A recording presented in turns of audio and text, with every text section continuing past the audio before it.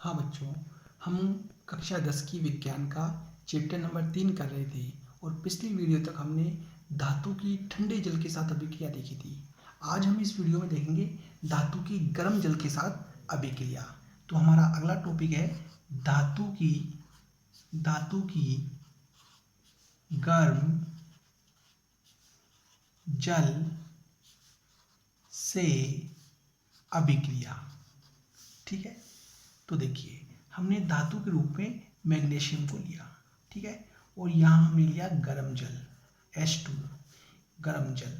जब गर्म जल की इससे क्रिया करवाते हैं तो मैग्नीशियम ऑक्सीजन और हाइड्रोजन को जोड़ करके मैग्नीशियम हाइड्रोक्साइड बनाता है, ठीक है, और साथ में हाइड्रोजन गैस प्राप्त। हाँ देखिए बच्चों, तो मैग्नीशियम हाइड्रोक्साइड और हाइड्रोजन गैस बनती है, करेक्ट। साथ में कुछ ऊष्मा भी उत्पन्न होती है, ठीक है। अब ये जो अभिक्रिया होती है, ये अभिक्रिया बहुत ही धीमी व ऊष्माक्षेपी होती है। ऊष्माक्षेपी अभिक्रिया है, ठीक है। ये किस प्रकार की अभिक्रिया होती है? धीमी और ऊष्माक्षेपी। इसके अंदर से उत्पन्न ऊष्मा हाइड्रोजन H2 गैस को जला नहीं सकती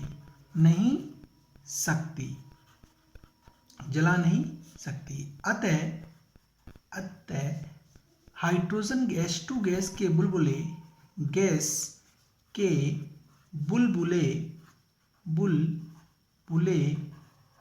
धातु की सतह पर चिपक जाते हैं। धातु की सतह पर चिपक जाते हैं, ठीक है, जाते हैं। और धातु जल में तैरने लगती है, ठीक है। तो देखिए बच्चों, जब धातु की मैग्नीशियम की गर्म जल से क्रिया करवाते हैं तो मैग्नीशियम हाइड्रोक्साइड बनता है, हाइड्रोजन गैस बनती है, कुछ ऊष्मा उत्पन्न होती है। ये ऊष्मा इस हाइड्रोजन को जलाने के लिए पर्याप्त नहीं होती, ठीक है, और पूरी हाइड्रोजन नहीं जल पाती और हाइड्रोजन कुछ बुलबुलों के रूप में धातु की सतह पर चिपक जाती है और धातु जल में तैरना शुरू कर देती है, ठीक है। H2 गैस के बुलबुले धातु की सतह पर चिपक जाते हैं और धातु जल में तैरना शुरू कर देती है। तो कई बार एग्जाम में प्रश्न पूछा जाता है कि धातु की गर्म जल से क्रिया करवाने पर धातु जल में क्यों तैरती है, तो उसका आंसर ये है। देखिए बच्चों, हाँ बच्चों, अब यहाँ एक इम्पोर्टेंट पॉइंट है कि जब हम मैग्नीशियम की क्रिया गर्म जल से करवाते हैं, जब हमें मैग्नीशियम हाइड्रोक्साइड मिलता है, लेकिन यदि हम मैग्नीशियम की क्रिया भाप से करवाएं, यदि हम भाप से करवाते हैं, तब हमें मैग्नीशियम ऑक्साइड प्राप्त होता है, साथ में हाइड्रोजन गैस प्राप्त होती है। तो ये इंपॉर्टेंट नोट है, याद रखिएगा। मैग्नीशियम की गर्म जल से करवाने पर मैग्नीशियम हाइड्रोक्साइड मिलता है और मैग्नीशियम की भाप से करवाने पर मैग्नीशियम ऑक्साइड प्राप्त होता है, करेक्ट। देखिए बच्चों, हाँ बच्चों, अब हम अगला देखते हैं धातु की भाप से अभिक्रिया, ठीक है। तो देखिए, हमने यहाँ पे एल्युमिनियम लिया धातु के रूप में और इस एल्युमिनियम की हमने यहाँ पे भाप से अभिक्रिया करवाई। तो भाप के रूप में हमने क्या लिखा? H2O। जब इस एल्युमिनियम की भाप से अभिक्रिया करवाते हैं तो हमें एल्युमिनियम Al2O3 रिसीव होता है, एल्युमिनियम ऑक्साइड। साथ में हमें क्या मिलती है? हाइड्रोजन गैस मिलती है, करेक्ट। तो देखिए, इस अभिक्रिया में ऊष्मा उत्पन्न नहीं होती, ठीक है। तो देखिए बच्चों, अब इस समीकरण को हम पहले संतुलित करते हैं। यहाँ पे क्रियाफल में ऑक्सीजन कितने हैं? 3। क्रियाकारक में ऑक्सीजन कितने हैं? 1। तो बैलेंस करने के लिए क्या कर दूंगा? 3। तो ऑक्सीजन कितने हो गए? 3। लेकिन हाइड्रोजन कितने हो गए? 6। यहाँ हाइड्रोजन कितने हैं? 2, ठीक है। तो यहाँ पे 6 करने के लिए मैं 3 से मल्टीप्लाई कर दूँ तो हाइड्रोजन कितने हो गए? 6। यहाँ पे 6 है। एल्युमिनियम यहाँ 2 है, ठीक है। यहाँ एल्युमिनियम के कितने एटम है क्रियाकारक में? 2। तो यहाँ मैंने 2 से मल्टीप्लाई कर दिया। ये समीकरण हमारा संतुलित हो गया। ठीक है, तो देखिए बच्चों, हाँ बच्चों, एक अभिक्रिया हम एग्जाम्पल और देते हैं Fe। जब FeP की अभिक्रिया हम जल भाप से करवाते हैं, ठीक है, भाप से, तो देखिए हमें प्राप्त होता है Fe3O4, साथ में प्राप्त होती है हाइड्रोजन गैस। ओके, तो देखिए बच्चों, यहाँ पे अब इसको पहले संतुलित करते हैं। ऑक्सीजन कितने हैं 4, यहाँ ऑक्सीजन कितने हैं 1, तो पूरे समीकरण को 4 से मल्टीप्लाई कर दूं मैं। ठीक है, तो यहाँ ऑक्सीजन कितनी होगी 4, लेकिन हाइड्रोजन कितनी है यहाँ, तो 4 दूनी 8, यहाँ हाइड्रोजन कितनी है 2, तो 4 से मल्टीप्लाई कर दूं, 4 दूनी 8 हाइड्रोजन, करेक्ट। यहाँ फेरस के कितने परमाणु हैं 3, यहाँ फेरस कितने हैं 1, तो इसको 3 से मल्टीप्लाई कर दे, तो इस प्रकार ये समीकरण क्या हो गया, संतुलित। तो इस प्रकार हम देखते हैं कि जब धातु की हम भाप से क्रिया करवाते हैं तो हमें ऊष्मा प्राप्त नहीं होती, करेक्ट। देखिए बच्चों, हाँ बच्चों, अब यहाँ कुछ इंपॉर्टेंट 2 पॉइंट हमें प्राप्त होते हैं।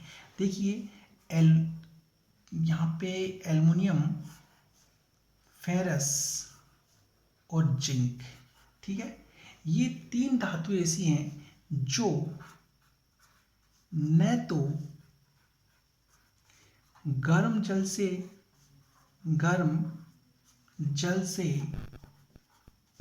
अभिक्रिया करती हैं और न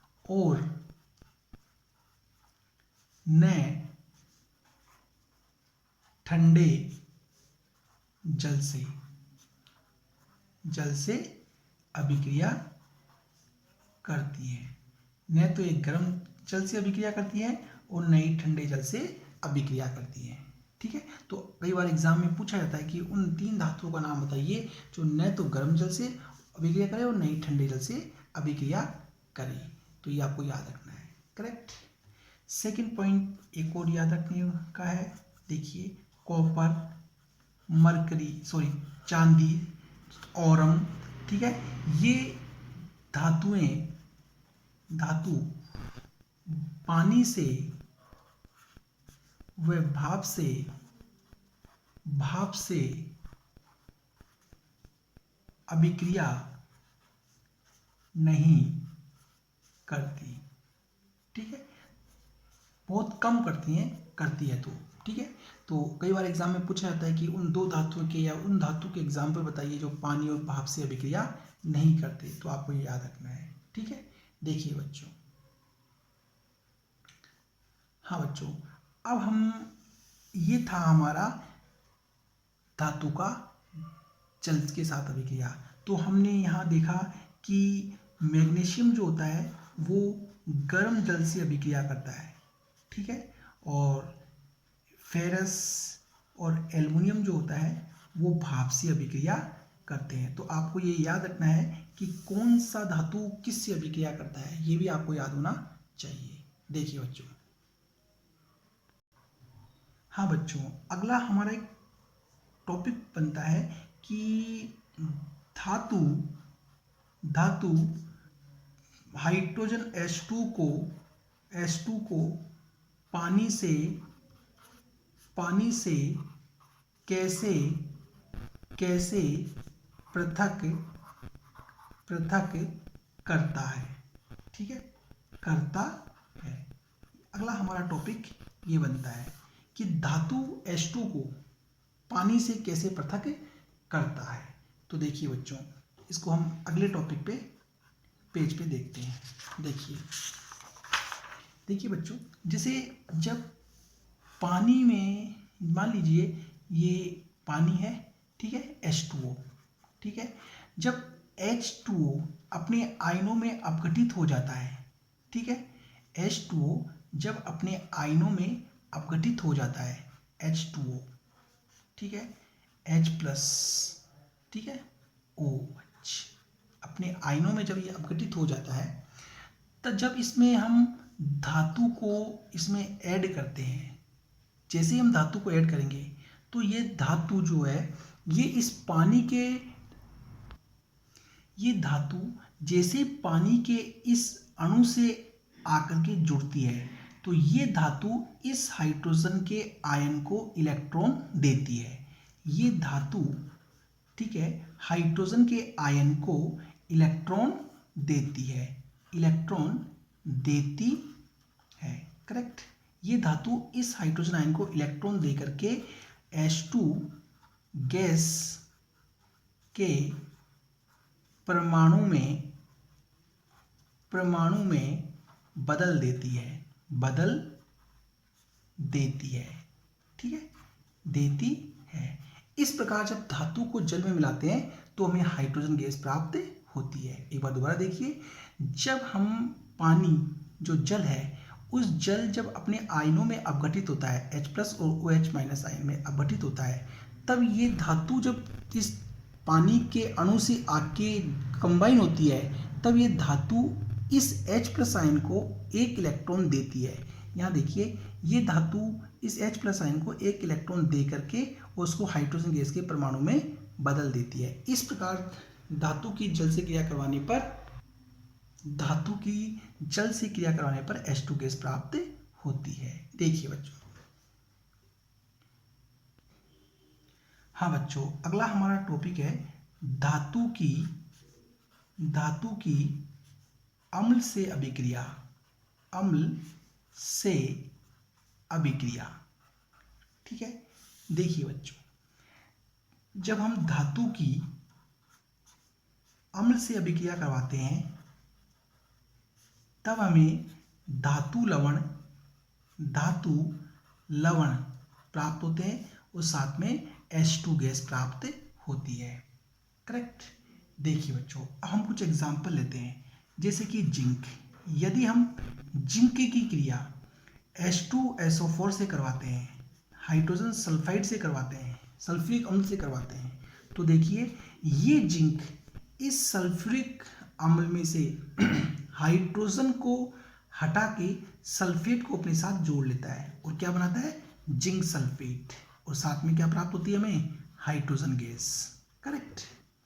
अब प्रश्न आता है कि इस जिंक ने इस यौगिक में से हाइड्रोजन को क्यों हटाया, तो उसका आंसर ये है क्योंकि ठीक है, जिंक जो होता है वो ज़्यादा क्रियाशील होता है, ज़्यादा क्रियाशील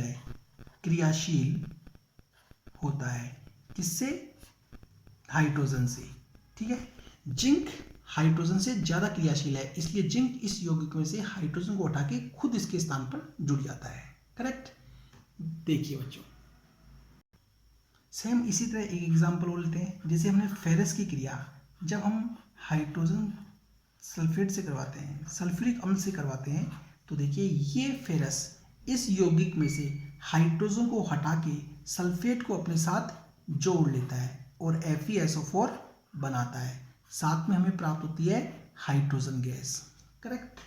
अब प्रश्न आता है कि ये फेरस इस यौगिक में से हाइड्रोजन को क्यों हटाता है, तो सेम यही रीज़न यहाँ है कि Fe जो होता है वो ज़्यादा, देखिए बच्चों यहाँ पे Fe जो होता है वो हाइड्रोजन से क्या होता है, ज़्यादा क्रियाशील होता है, इसलिए Fe इस यौगिक में से हाइड्रोजन को हटा के सल्फेट को अपने साथ जोड़ लेता है, करेक्ट। तो देखिए बच्चों, इस प्रकार धातु की अम्ल से क्रिया करवाने पर हमें धातु लवण और हाइड्रोजन गैस प्राप्त होती है। देखिए,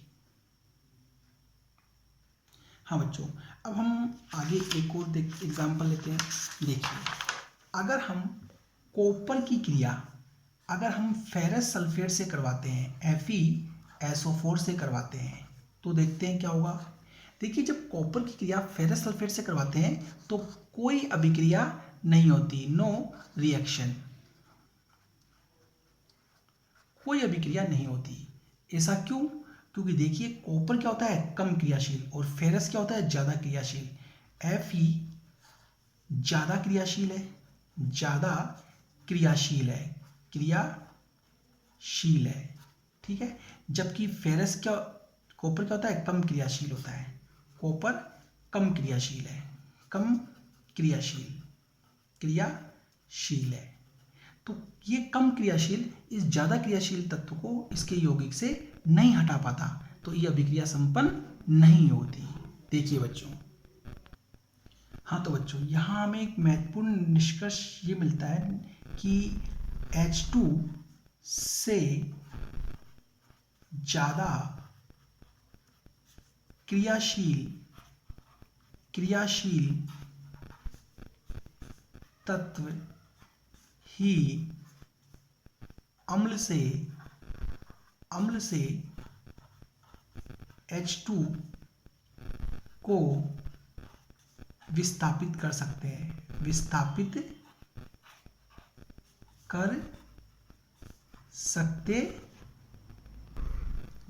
कर सकते हैं। ठीक है, तो देखिए दोबारा H2 से ज़्यादा क्रियाशील तत्व ही अम्ल में से H2 को विस्थापित कर सकते हैं। कम क्रियाशील नहीं। ठीक है, देखिए बच्चों,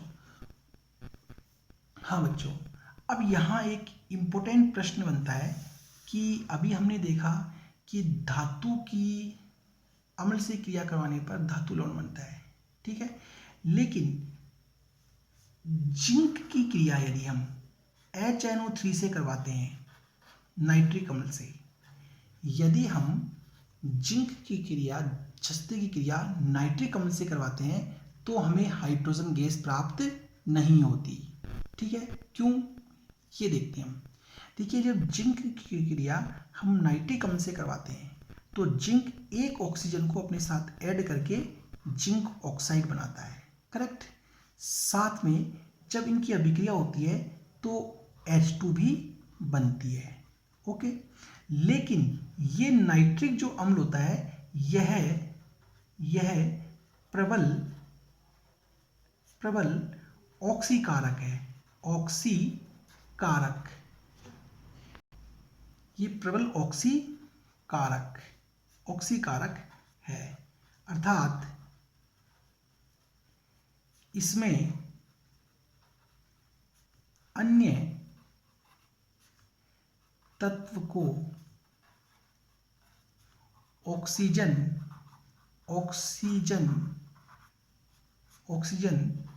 देने की क्षमता होती है। ठीक है, देखिए ये नाइट्रिक अम्ल होता है, ये प्रबल ऑक्सीकारक है। ऑक्सीकारक क्या होता है कि वो पदार्थ जिसमें अन्य पदार्थ को ऑक्सीजन देने की क्षमता होती है, उसी हम क्या कहते हैं, ऑक्सीकारक। ठीक है, तो यहाँ देखिए जब इन दोनों की क्रिया करवाते हैं तो जिंक ऑक्सीजन को अपने साथ ऐड करके क्या बनाता है, जिंक ऑक्साइड, और साथ में जब क्या बनती है, हाइड्रोजन गैस। लेकिन जब ये H2 हाइड्रोजन गैस बनती है, उसी वक्त ये नाइट्रिक अम्ल इसको ऑक्सीजन सप्लाई करके इसको जल में बदल देता है और खुद नाइट्रोजन के ऑक्साइड में बदल जाता है। ठीक है, इसलिए नाइट्रिक अम्ल की जस्ते से क्रिया करवाने पर हमें हाइड्रोजन गैस प्राप्त नहीं होती। क्यों नहीं होती, क्योंकि ये क्या होता है, प्रबल ऑक्सीकारक। ये अम्ल जैसे ही हाइड्रोजन गैस यहाँ बनेगी तुरंत इस हाइड्रोजन गैस को क्या दे देगा, ऑक्सीजन सप्लाई कर देता है, ऑक्सीजन उपलब्ध करवा देता है, और इस हाइड्रोजन को किसमें बदल देता है, ऑक्सीजन देके जल में बदल देता है, खुद नाइट्रोजन के ऑक्साइड में बदल जाता है। इसलिए नाइट्रिक अम्ल की धातु से क्रिया करवाने पर हमें H2 गैस प्राप्त नहीं होती। देखिए बच्चों, ठीक है, लेकिन देखिए दो धातु ऐसी हैं जो इस नाइट्रिक अम्ल से क्रिया करके हाइड्रोजन गैस देती हैं। ठीक है, देखिए मैग्नीशियम व मैंगनीज तनु नाइट्रिक अम्ल से अभिक्रिया करके H2 गैस देती हैं। ठीक है, मैग्नीशियम और मैंगनीज ये नाइट्रिक अम्ल से अभिक्रिया करके H2 गैस देती हैं। ठीक है, कैसे, वो हम आगे देखते हैं। देखिए बच्चों, जब हम मैग्नीशियम की क्रिया नाइट्रिक अम्ल से करवाते हैं, ठीक है, HNO3, तो देखिए हमें मैग्नीशियम नाइट्रेट प्राप्त होता है। ठीक है, साथ में हमें क्या प्राप्त होती है, हाइड्रोजन गैस। इसी प्रकार जब मैंगनीज की क्रिया जब हम नाइट्रिक अम्ल से करवाते हैं, ठीक है, तो हमें क्या प्राप्त होता है, मैग्नीज, और साथ में क्या प्राप्त, हाइड्रोजन गैस प्राप्त हो, मैग्नीज नाइट्रेट और हाइड्रोजन गैस हमें प्राप्त होती है। तो इस प्रकार ये दो धातुएं हैं जो तनु नाइट्रिक अम्ल से क्रिया करके हाइड्रोजन गैस देती हैं। ठीक है, तो कई बार एग्जाम में पूछा जाता है कि वो कौन सी दो धातुएं जो नाइट्रिक अम्ल से, तनु नाइट्रिक अम्ल से क्रिया करके हाइड्रोजन गैस देती हैं। ठीक है, ये आपको याद होना चाहिए बच्चों। देखिए, हाँ बच्चों, अब यहाँ हम एक इम्पोर्टेंट पॉइंट देखते हैं कि धातु कैसे अम्ल से H2 को पृथक करता है। ठीक है, ये हम यहाँ देखते हैं। देखिए बच्चों, जब हम जैसे कि एग्जांपल लेते हैं, जस्ते की क्रिया जब हम सल्फ्यूरिक अम्ल से करवाते हैं, H2SO4 से करवाते हैं। ठीक है, तो देखिए ये जो धातु होता है, धातु, ठीक है, इसमें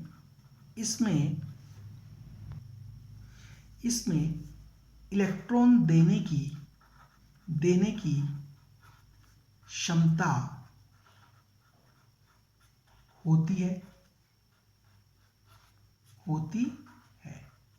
ये जो धातु है, धातु में इलेक्ट्रॉन देने की क्षमता होती है, करेक्ट। जब इन दोनों की हम अभिक्रिया करवाते हैं तो ये धातु इस अम्ल के अंदर जो H+ आयन है, इस अम्ल के अंदर जो ये H+ आयन है, ये धातु इस H+ आयन को एक इलेक्ट्रॉन दे करके, ठीक है, एक इलेक्ट्रॉन दे करके इस H+ आयन को H2 गैस के परमाणु में बदल देता है। H2 गैस के परमाणु में बदल